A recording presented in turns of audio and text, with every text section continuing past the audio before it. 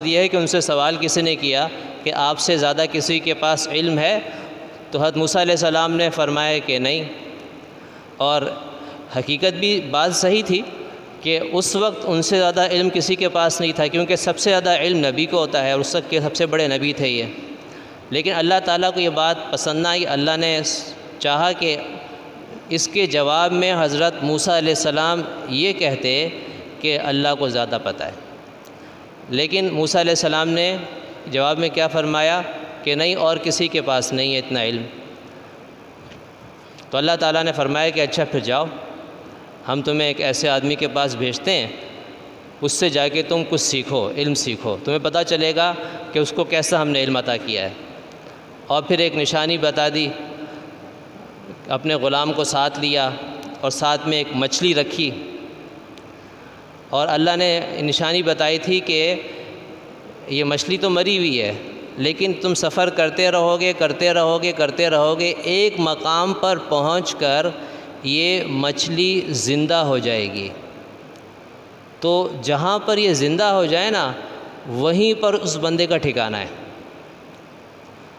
اب وہ چلتے رہے سفر کرتے رہے، پتہ نہیں کتنے عرصے کا سفر تھا، ایک جگہ پر وہ مچھلی زندہ ہوئی اور پانی میں اس نے چھلانگ لگا لی۔ موسیٰ علیہ السلام سو رہے تھے، غلام نے دیکھا، لیکن غلام بتانا بھول گیا کہ وہ مچھلی تو زندہ ہو گئی۔ مزید سفر جاری رکھا انہوں نے۔ کافی دیر کے بعد، کافی سفر کرنے کے بعد غلام کو یاد آیا، ارے وہ تو میں بتانا بھول گیا۔ حضرت موسیٰ علیہ السلام سے کہا کہ وہ تو مچھلی تو وہاں زندہ ہو گئی تھی۔ کہاں پر؟ بھائی وہ بہت پیچھے۔ اچھا بھائی، تم نے یاد کیوں نہیں دلایا؟ شیطان نے مجھے بلوا دیا، چلو واپس چلتے ہیں۔ واپس چلے اور اس مقام پر آئے، اور وہاں جا کے اللہ کے ایک اور پیغمبر سے وہاں ملاقات ہوئی، جن کا قرآن میں ذکر ہے، نام نہیں آیا قرآن میں، البتہ حدیثوں میں آیا کہ وہ حضرت خضر علیہ السلام تھے۔ سورہ کہف میں یہ واقعہ موجود ہے۔ اور پھر یہ واقعہ ہے کہ موسیٰ علیہ السلام ان کے ساتھ چلے تو حضرت خضر علیہ السلام نے کہا کہ دیکھیں، میں جو بھی کروں گا نا، آپ مجھ سے سوال نہ کریں کہ یہ کیوں کیا، کیوں کا سوال نہ کریں۔ ایک جگہ گئے، وہاں پر جو ہے نا ایک بستی میں رکے، تو بستی والوں سے کہا کہ بھئی ہم مسافر ہیں، کھانا کھلاؤ۔ بستی والوں نے کھانا نہیں کھلایا۔ اتنے میں ایک دیوار گر رہی تھی، اس دیوار کو کھڑا کر دیا۔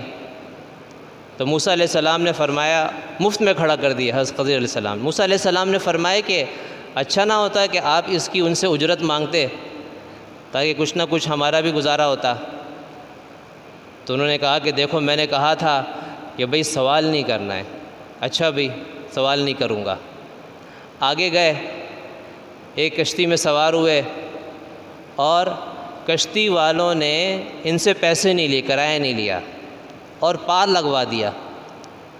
اب جب دریا کو پار کیا، وہاں جیسے اترے تو حضرت خضر علیہ السلام نے اس کشتی کا ایک تختہ توڑ دیا، بلا وجہ، کوئی وجہ نہیں بتائی۔ حضرت موسیٰ علیہ السلام نے کہا، ہمیں تو انہوں نے مفت میں سوار کیا، چاہیے تو یہ تھا کہ ہم ان پر کوئی احسان کرتے، الٹا ان کا نقصان کر دیا۔ تو انہوں نے کہا کہ دیکھو، میں نے کہا تھا کہ سوال نہیں کرنا ہے۔ موسیٰ علیہ السلام نے کہا اچھا ٹھیک ہے، سوال نہیں۔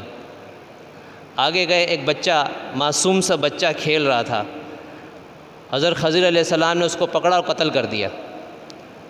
حضرت موسیٰ علیہ السلام نے پھر ایک اعتراض کیا کہ آپ نے ایک معصوم بچے کو بلا وجہ قتل کر دیا۔ تو فرمایا کہ ھذا فراق بینی و بینک، بس یہ ہم دونوں کی جدائی ہے۔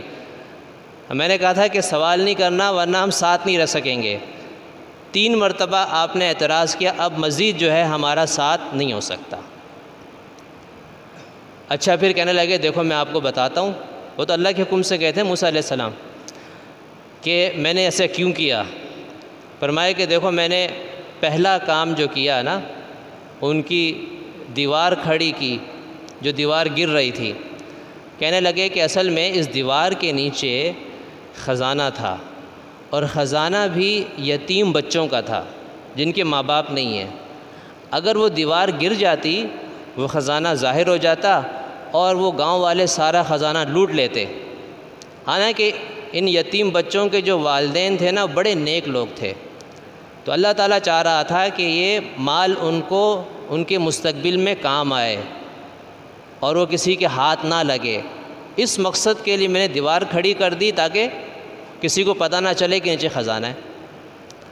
اور وہ جو کشتی میں نے توڑی ہے اس کی وجہ یہ ہے کہ آگے جس جگہ ہم اترے ہیں نا، جس ساحل پر پہنچے، وہاں پر ایک ظالم بادشاہ کی حکومت ہے، اور اس ظالم بادشاہ کا کام یہ تھا کہ جو بھی صحیح سالم کشتی وہاں پہنچتی اس کو قبضے میں لے لیتا، لوٹ لیتا زبردستی اپنے قبضے میں۔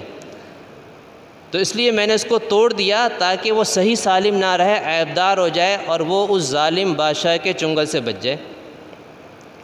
اور تیسرا یہ ہے کہ وہ جو بچے کو میں نے مارا تو وہ بچہ جو ہے مستقبل میں جب وہ بڑا ہوتا تو وہ کافر ہوتا، اور نہ صرف وہ خود کافر ہوتا بلکہ اپنے ماں باپ کو بھی وہ کفر کی طرف لے جاتا، حالانکہ اس کے ماں باپ مسلمان ہیں۔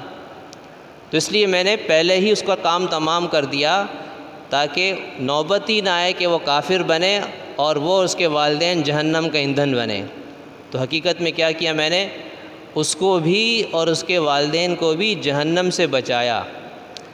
اصل میں یہ کہلاتا ہے تکوینی علم۔ ایک ہوتا ہے شریعت کا علم نا، جیسے عام نبی شریعت کا علم لے کر آئے، لیکن ایک کہلاتا ہے تکوینی علم جو اللہ تعالیٰ فرشتوں کو دیتے ہیں۔ اب جیسے حدیث میں آتا ہے، آپ لوگوں نے مشہور بات ہے کہ فرشتوں میں اعمال تقسیم ہوتے ہیں سال بھر کے لیلۃ القدر میں، کہ فرشتوں کے ذمے لگتی ہے مختلف ڈیوٹیاں کہ بھئی تمہارا کام ہے کہ یہ کام کرو، فلاں کو اتنا رزق دو، فلاں جگہ اتنی بارش برساؤ، فلاں کو روح قبض کرو۔ تو یہ سال بھر کی جو تمام ذمہ داریاں ہیں نا، یہ فرشتوں کو دے دی جاتی ہیں۔ تو فرشتوں کو پتہ ہوتا ہے کہ اس سال میں فلاں مہینے کی فلاں تاریخ کے اتنے بجے اس کی روح میں نے نکالنی ہے۔ تو اب اس کو تو پتہ ہے، لیکن انسان کو یہ علم نہیں عطا کیا اللہ نے۔ تو فرشتوں کو بھی تھوڑا سا علم، قریب کا علم اللہ دے دیتے ہیں کہ فلاں کا رزق میں نے روک لینا ہے اور فلاں کا رزق میں نے جاری کر دینا ہے، فلاں کو اتنی روزی دینی ہے، سب اللہ ہی کے حکم سے ہو رہا ہوتا ہے، لیکن فرشتوں کی ذمہ داریاں ہوتی ہیں۔ تو اس کو کہتے ہیں تکوینی علم۔ تو یہ علم اللہ تعالیٰ نے حضرت خضر علیہ السلام کو دیا تھا، جو شریعت سے ہٹ کر علم تھا، اور یہ حضرت موسیٰ علیہ السلام کے پاس نہیں تھا۔ موسیٰ علیہ السلام کے پاس جو ہے وہ شریعت کا علم تھا۔ حقیقت میں تو انسان جو ہے نا وہ تو شریعت کے علم کا محتاج ہے نا، اس نے تو زندگی شریعت کے مطابق گزارنی ہے، کل قیامت کے دن اسی سے متعلق اس کا سوال ہوگا۔ انسانوں سے یہ تکوینی علم کا سوال نہیں ہوگا، کیونکہ انسان کو یہ عطا ہی نہیں کیا گیا۔ تو اس لیے اللہ تعالیٰ یہ چاہ رہے تھے کہ ہم دکھائیں کہ حضرت موسیٰ علیہ السلام کو دیکھو تم سے بڑا بھی عالم، اس لحاظ سے کہ وہ تکوینی علم کا عالم ہے، اگرچہ شریعت کے علم کی اہمیت تکوینی علم سے زیادہ ہے، کیونکہ یہ انسانوں کے لیے اور فرشتوں کے لیے۔ تو انسانوں کے لیے جو علم ہے اس کی اہمیت زیادہ ہوگی نا، اور اسی کے سارے فضائل آئیں۔